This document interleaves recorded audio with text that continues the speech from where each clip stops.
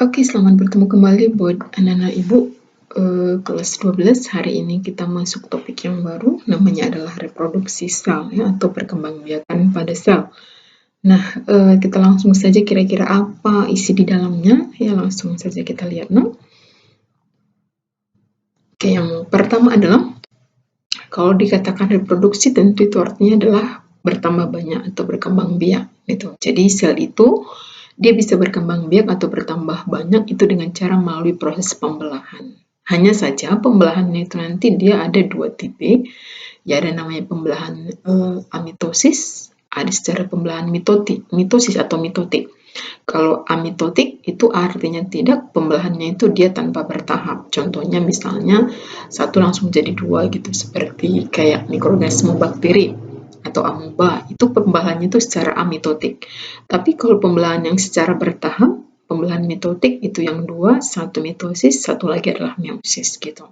Jadi yang kita pelajari ini pembelahan yang bertahap dia, atau pembelahan mitotiknya gitu ya. Jadi pembelahan mitotik itu ada dua, satu namanya adalah pembelahan mitosis, ya nanti satu lagi namanya adalah pembelahan meiosis ya.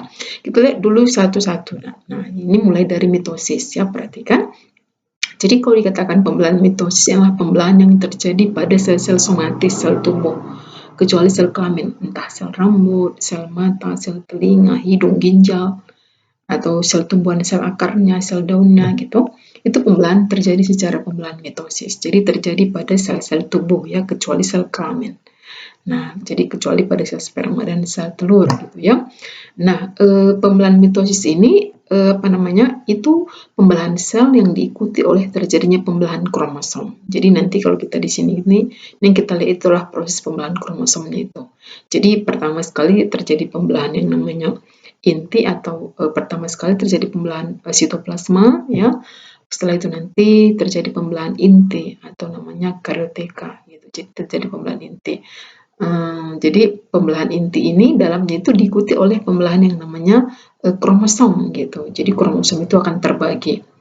Nah, jadi pembelahan kromosom itu nanti akan kita lihat dengan jelas itu pada waktu pembelahan mitosis maupun meiosis. Jadi ketika sel tubuh membelah, maka sel kromosom yang terdapat di dalamnya itu juga akan membelah gitu ya. Nah, jadi kalau misalnya pembelahan dalam pembelahan dalam sel tubuh kita, maka nanti itu dia dikatakan adalah pembelahan sel somatis. Jadi tubuh sama dengan somatis. Jadi terjadi pada tubuh seperti yang aku bilangkan tadi. Dan dalam pembelahan mitosis nanti itu kromosom anaknya itu dia tetap berpasangan. Jadi ada satu sel membelah jadi dua sel, misalnya sel ginjal, satu sel ginjal membelah jadi dua sel ginjal, maka sel anak ginjal ini juga nanti itu kromosom anaknya itu dia tetap diploid atau sama dengan kromosom sel induknya. Terbagi atas dua tahap, karyokinesis, pembelahan inti, sitokinesis, pembelahan sitoplasma, sitosit.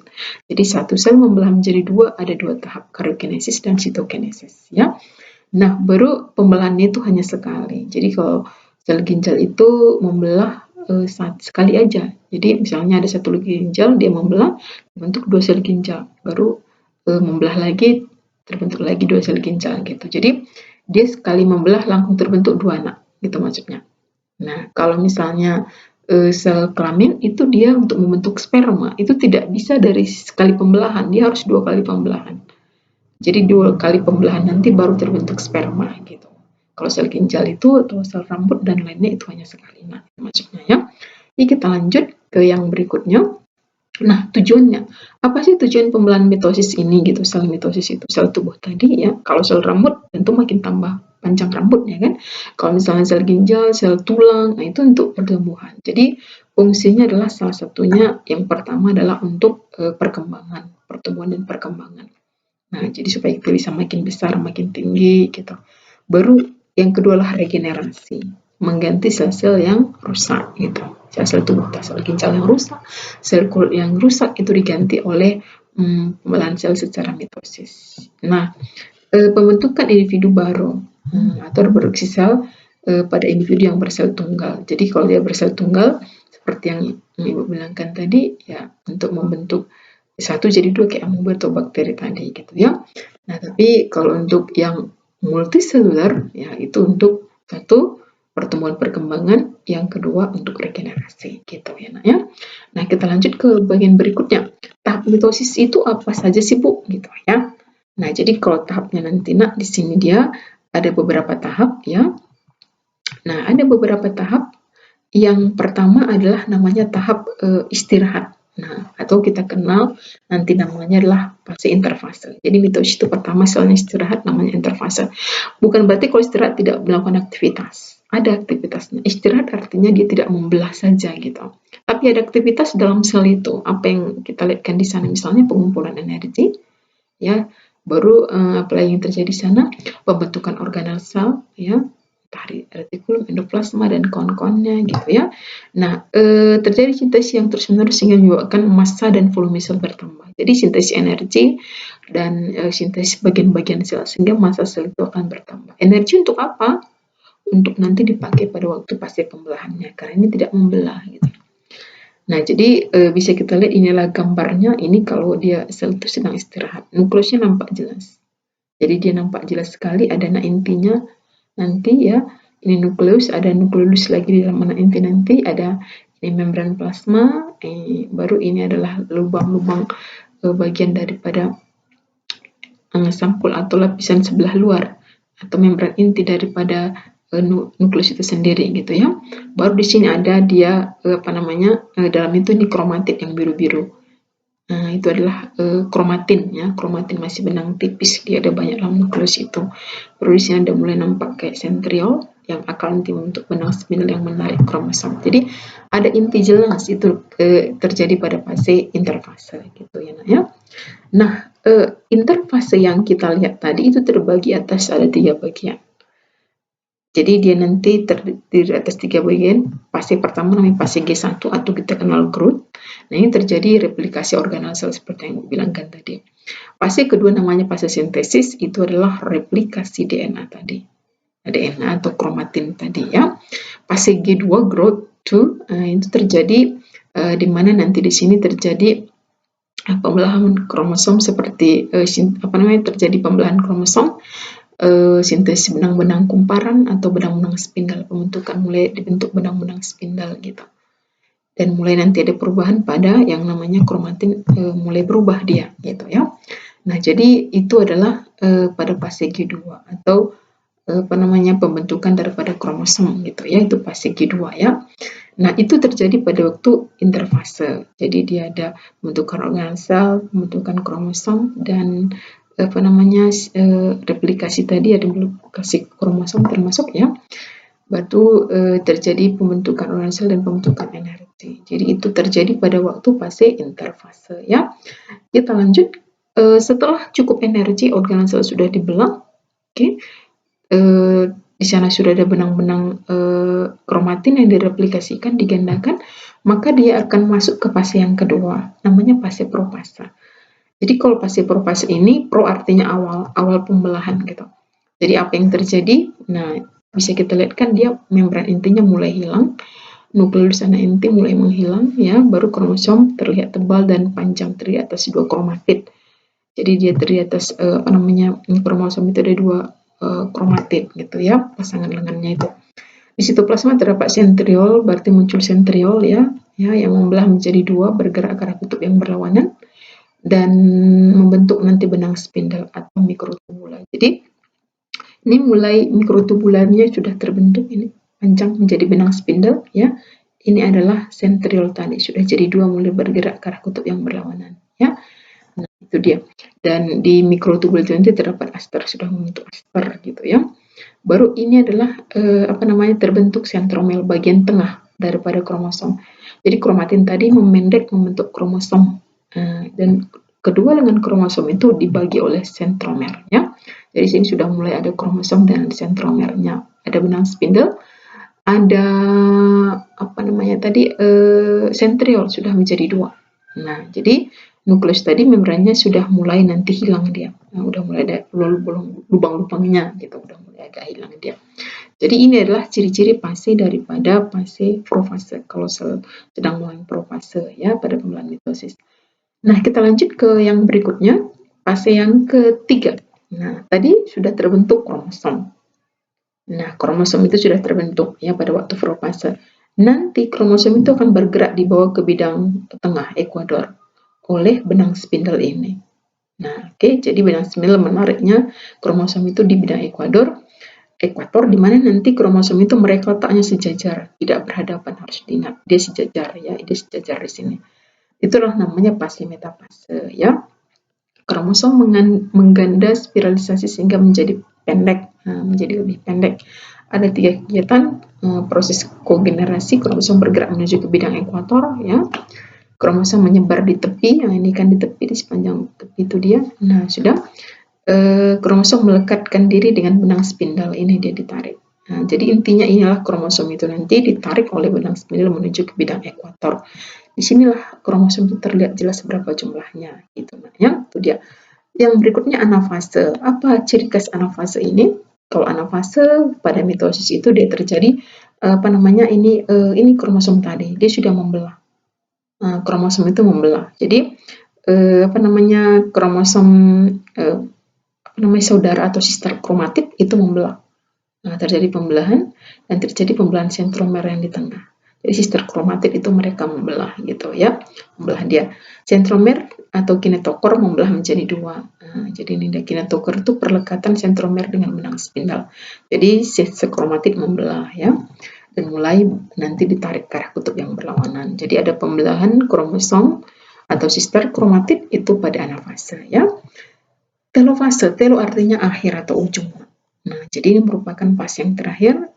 Ciri-cirinya adalah bisa kita lihatkan di sini ya, sudah mulai ada perlekukan. Nah, sel itu sudah mulai membelah hampir menjadi 2. Nah, sudah baru di sini sudah kita temui ini adalah bagian-bagian pembentuk nukleus sudah mulai muncul. Nanti di sini sudah mulai ya, nukleus forming, bentuk daripada nukleus sudah mulai ada nampak nukleusnya atau anak intinya ya, gitu dia. Sama sini juga sudah mulai nanti nampak ada anak intinya. Nah, jadi membran nukleus juga mulai nanti terbentuk, membran nukleus juga sudah mulai terbentuk. Nah, kalau sudah terbentuk seperti ini namanya sitokinesis. Jadi dia sudah mulai terbelah agak jadi 2 gitu.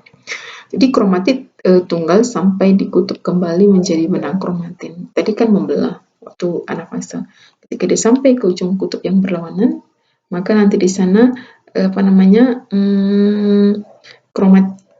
kromatid tadi atau kromosom itu akan mulai menjadi kromatin dia.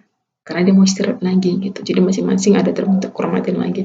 Baru terjadi sitokinesis seperti yang Ibu bilangkan tadi. Inilah sitokinesis yang di tengah tadi. Jadi dia terjadi proses pembelahan membran inti seperti itu ya. Nah, inilah tahap daripada telofase. Jadi sudah terbentuk nanti 2 anakan. Ini satu yang di atas ya, ini satu di atas, satu di bawah ya. Jadi terbentuk 2 anakan. Itu dia fase telofase. Jadi 1 jadi 2 ya. Nah, bagaimanakah dengan meiosis, Bu? Nah, jadi kalau meiosis itu nanti itu pembelahan yang kalau tadi mitosis kan kromosom anaknya itu kalau induknya itu 2N, maka anaknya juga 2N, 2 pasang. Nah, kalau meiosis di sini beda sedikit, Nah, jadi kalau dia ada suatu ini berlaku pada sel kelamin saja. Jadi terjadi di testis dan di ovarium. Nah, jadi kalau pembelahan meiosis ini kalau pada manusia di testis sama ovarium gitu ya. Kalau di bunga maka terjadi di bulus serbuk sari kalau pembentukan sperma, kalau pembentukan sel telur berarti terjadi dalam ovariumnya ya, di bakal buah sebelah dalamnya itulah gitu. Nah, jadi kalau pembelahan meiosis ini pembentukan sel kelamin, ingat itu ya, pembentukan sel kelamin, sperma dan sel ovum ya. Jadi fungsinya untuk reproduksi ya, pembentukan anak gitu. Pembentukan individu baru gitu. Kalau tadi kan dia cenderung untuk pembentukan sel ginjal, sel tulang, pertumbuhan gitu ya. Nah, kalau pembelahan meiosis nanti itu sel induknya itu kalau misalnya 2N, maka jika membelah sel induknya, sel anaknya itu tinggal N setengah. Ini namanya pembelahan reduksi. Jadi setengah dari jumlah kromosom induknya. Jadi misalnya sperma, itu sel induk sperma itu kromosomnya 2N itu kan 46, 23 pasang. Sel induk itu berubah jadi sperma nanti sampai berapa tahap? Sperma itu kromosomnya bukan lagi 23 pasang, tapi hanya 23 gitu. karena dia sudah mengalami pembelahan secara reduksi atau secara meiosis, gitu dia ya nak ya. Jadi ingat, jumlah kromosom anaknya berbeda dengan pembelahan pada mitosis. Kita lanjut tahapannya. Nah, jadi tahapannya dia diawali tetap interfase, tapi harus diingat ini fase pembelahannya ada dua dia gitu. Jadi profase 1, nanti ada profase 2, profase 1, metafase 1, anafase 1, telofase 1, masuk ke profase 2, metafase 2, anafase 2, dan telofase 2. Kalau tadi mitosis dia hanya sekali, tapi kalau meiosis ini dia 2 kali gitu ya. Nah, ya. Oke, kita lanjut. Ini dia gambar pada meiosis yang pertama ya, meiosis yang pertama. Jadi inilah fase interfase. Jadi kalau interfase ini sama saja, ada di sini sentriol sudah mulai terbentuk tapi belum ada benang spindle ya. Baru nukleus juga masih jelas, dalamnya ada benang-benang kromatin sama saja dengan mitosis tadi. Nah, baru ketika di sini terbentuk yang namanya energi, sudah terbentuk organel sel, replikasi DNA sudah terjadi gitu kan, maka dia akan melakukan proses pembelahan. Masuklah ke profase yang pertama. Jadi di sini kalau profase yang pertama ini bisa kita lihat di sini spindlenya sudah terbentuk. Nah, jadi sentriol itu sudah mulai bergerak ke arah kutub yang berlawanan ya, baru membentuk benang spindle. Nah, kromatin sudah menjadi kromosom. Ini sudah kromosom dia. Dan terbentuk di sini kromosom yang berpasangan atau kromosom sehomolog. Nah, ini kromosom sehomolog dia ya. Jadi masing-masing ada pasangannya. Ya, biru merah sehomolog, biru merah sehomolog. Nah, itu dia ya, homoeternya sama. Membran inti itu sudah mulai hilang. Ini kan udah mulai putus-putus, nah, sama juga ada kemiripannya. Terbentuk tetrad. Nah, jadi kalau tetrad itu adalah pasangan lengan daripada suatu kromosom gitu. Jadi misalnya ini kan ada merah ini agak panjang. Nah, nanti pasangan kromosom sehomolognya itulah ini yang biru ini. Yang biru yang panjang ininya di bawah gitu. Nah, itu dia. Jadi ini adalah kromosom lengan daripada kromosom sehomolog. Nah, ini tetra artinya 4 gitu. Jadi di sini dia ada lengannya itu ada 4. Nah, ada 4. Ini 4. Ini 1 2 3 4. 1 2 3 4. Jadi dia kalau kromosom kan dia hanya 2 lengannya. Nanti masing-masing lengannya itu membentuk pasangannya gitu. Jadi yang satu kromosom 2 lengan jadi 4 lengan dia gitu. Jadi tengoklah yang merah ini kan dia jadi 4 lengannya. Yang biru juga jadi 4 lengannya. Jadi ketika terbentuk 4 lengan seperti ini namanya lah tetrad ya, tetrad. Nah, baru di sini ada terbentuk yang namanya chiasmata atau chiasma ya. Chiasma itu adalah perlekatan antar kromosom yang sehomolog. Itu ya, kromosom yang sehomolog di sana terjadi perlekatan ini dia, atau di sini terjadi namanya pindah silang. Nah, jadi pindah silang itu sini dikatakan namanya crossing over. Jadi di sini terjadi proses pindah silang, perpindahan materi genetik ya. Nah, bisa kita lihatkan di sampingnya itu nanti ke fase metafase. Jadi kalau tadi sudah terbentuk kromosom yang homolog, maka nanti kromosom yang homolog itu akan digiring lagi ke bidang ekuator sama ini. Nah, jadi sini siapa yang menggiringnya? Benang spindle. Nah, jadi ditarik mereka, tapi ingat posisinya di sini itu mereka berhadapan, tidak sejajar. Jadi mereka berhadapan, ya.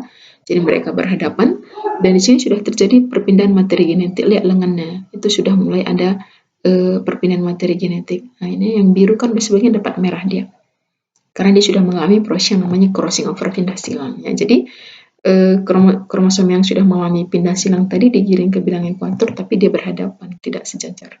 Berhadapan ya, itu dia. Itu adalah proses metafase. Oke. Baru setelah itu nanti dia membelah. Ini kan nampak membelah. Nah, terjadi pembelahan. Jadi pembelahan di sini dia ya kromosom yang sehomolog itu tadi mereka itu dia itu memisah, masing-masing memisah. Memisah. Pemisahan itu tanpa dilakukan proses pembagian untuk yang pertama ya, itu sentromernya tidak membelah, dia hanya pembelahan kromosom saja gitu. Tapi tidak terjadi pembelahan yang namanya sentromer, itu tidak terjadi ya. Jadi dia sudah membelah satu ini ke atas satu ya, kromosom yang homolog tadi, dan juga satu pindah ke atas satu. Nah, jadi itu namanya lah fase anafase. Sister kromatid remain attached. Nah, sudah. Jadi ini dia sister kromatid kan, sister bersaudara, kromosom kromosom yang kromosom yang sama lah gitu. Nah, pasangan sister kromatid, sister kan saudara, jadi pasangan kromosomnya itu gitu. Nah, jadi di sini dia itu mereka sister kromatidnya itu sudah mulai bergerak ke kutub yang berlawanan, satu dia ke atas, satu dia ke bawah gitu. Nah, itu dia. Nah, sudah. Nah, kromosom homologs itu terpisah dia. Nah, kan terpisah, separated, terpisah. Nah, jadi satu ke atas, satu ke bawah gitu. Nah, ya. Jadi ketika ada pembelahan kromosom yang homolog, itu namanya adalah fase anafase, ya. Nah, yang berikutnya adalah untuk tadi kita mulai dia kan profase 1. Nah, sudah. Jadi kalau profase 1 itu dia sebenarnya ada beberapa tahap. Nah, jadi namanya fase leptoten. Ini benang kromatin berubah menjadi kromosom memendek. Tadi kan benang tipis memendek jadi kromosom. Baru setelah itu zigonema. Itu masih profase 1 juga. Kromosom homolog atau paternal dan maternal, ya, itu saling berlekatan, berpasangan. Nah, setiap pasangan disebut bivalen, artinya dua, memiliki dua lengan gitu. Jadi itu mulai nampak berpasangan. Ini kan ada yang biru, ada yang merah. Jadi berpasangan kromosom sehomolog itu, nah itu namanya fase zigonema, ya. Nah, yang berikutnya adalah pakinema. Nah, jadi setiap bagian kromosom homolog, ya, yang sama ini tadi, mengganda dia. Setiap masing-masing dalam satu ikatan sentromer sehingga terbentuk tetrad. Ini kan tetrad, jadi 4 lengannya kayak Ibu bilang kan tadi, ya. Jadi masing-masing dia membentuk pasangannya. Diplonema, kromatin dari setiap belahan kromosom memendek dan membesar. Nah, jadi dia memendek, ini kan lengannya tadi. Memendek dan membesar dia. Jadi memendek, itu namanya diplonema, ya. Baru diakinesis. Nah, jadi kalau diakinesis sentromer membentuk 2 sentriol yang masing-masing membentuk benang spindle atau benang gelendong. Satu sentriol tetap, sedangkan yang lain bergerak kutub yang berlawanan.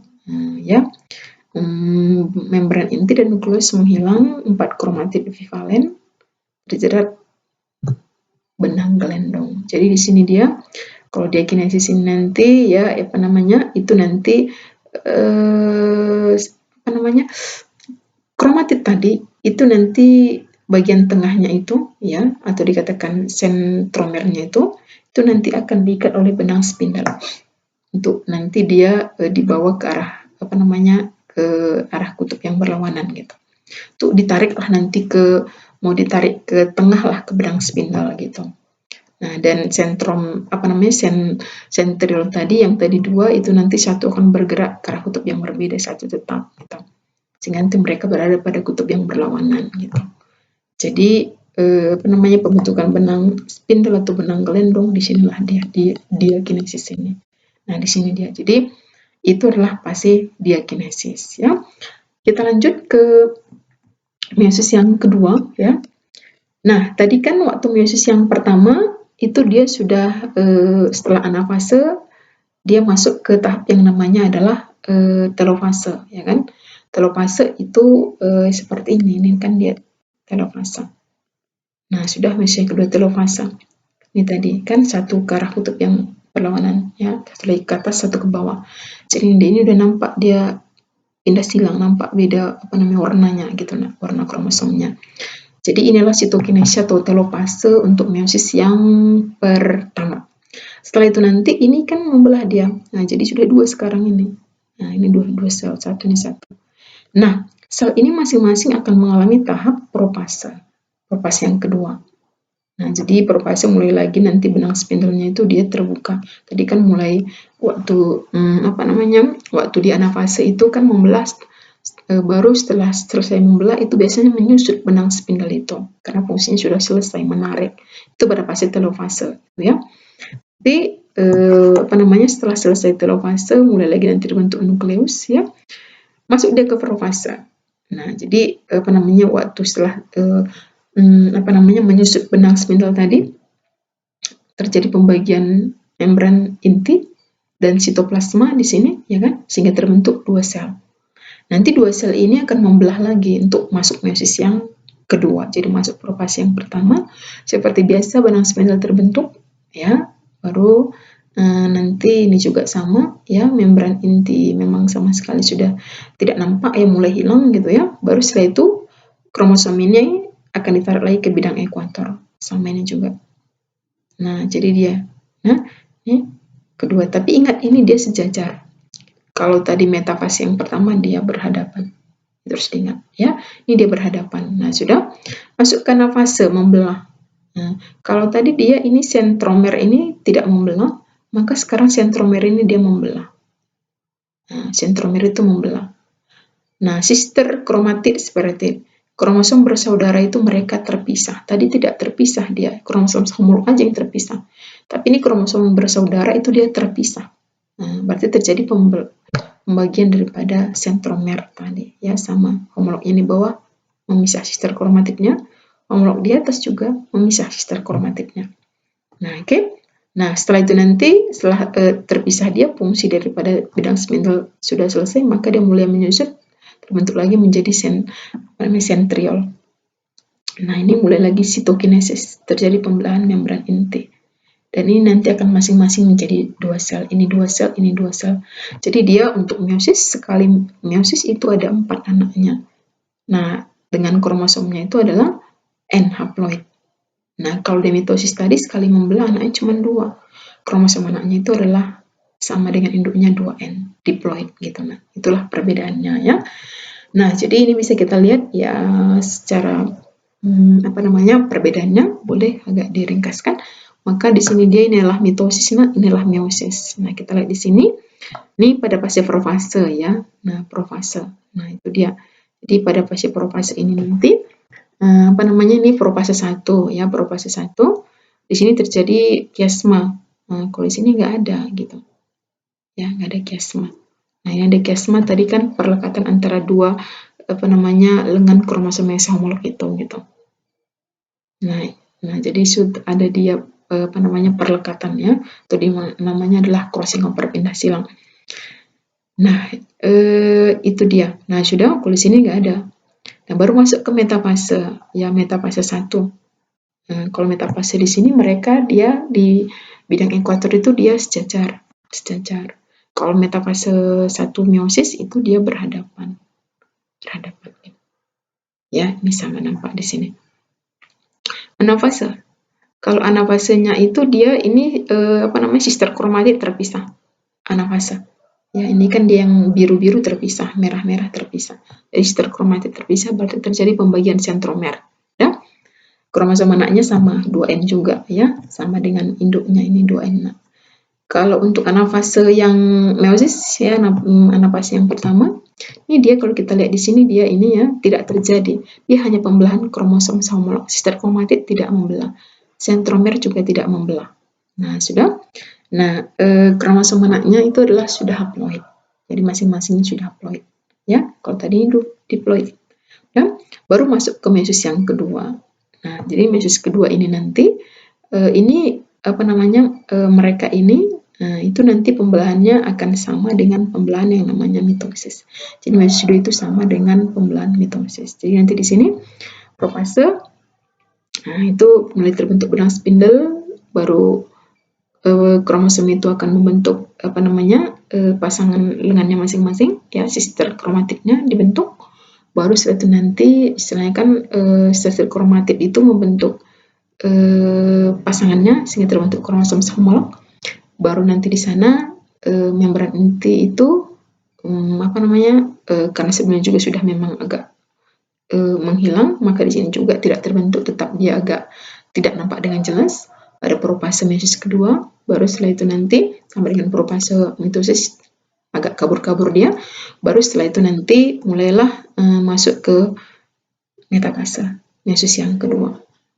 Nah, di situ nanti dia ingat mitosis sama, dia sejajar, ya, bukan kayak metafase yang pertama dia berhadapan.